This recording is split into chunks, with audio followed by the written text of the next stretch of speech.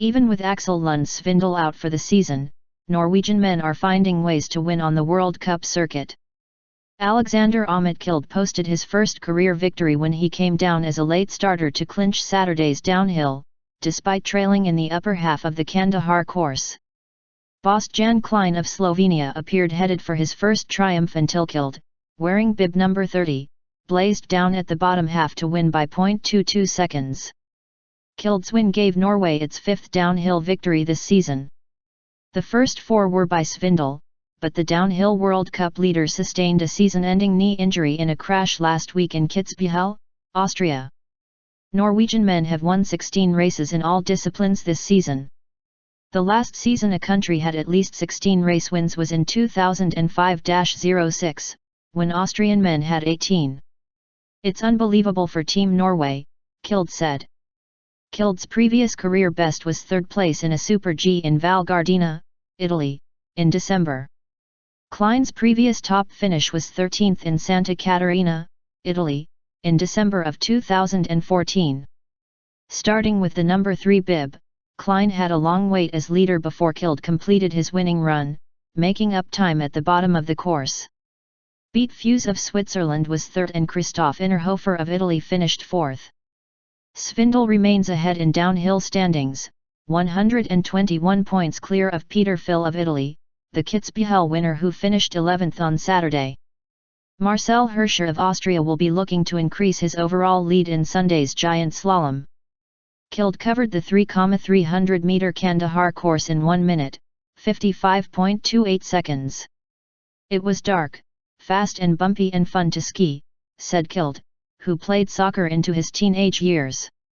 Although it was a mild and sunny day, the course is in the shadows and Kilde said his late starting number was not a handicap.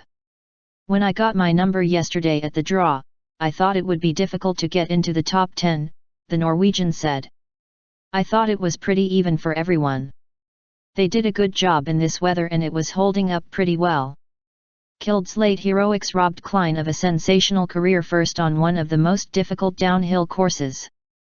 "I knew it was going to be a long race," Kline said. "But the adrenaline was pumping up."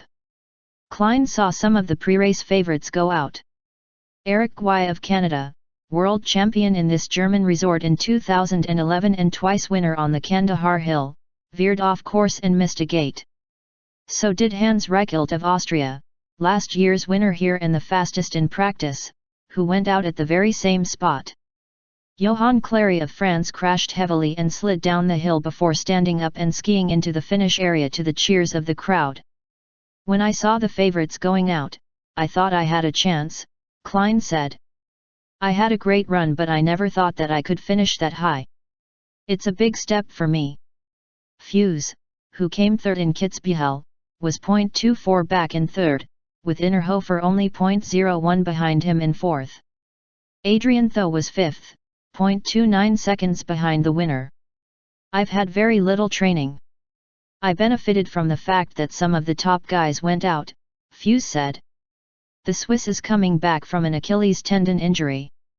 Another late starter, Matteo Marsiglia, with bib number 52, shared sixth place with Travis Ganong of the United States. They were 0.65 seconds off the pace. "I wasn't really sure I was going to be able to ski this week with my knee.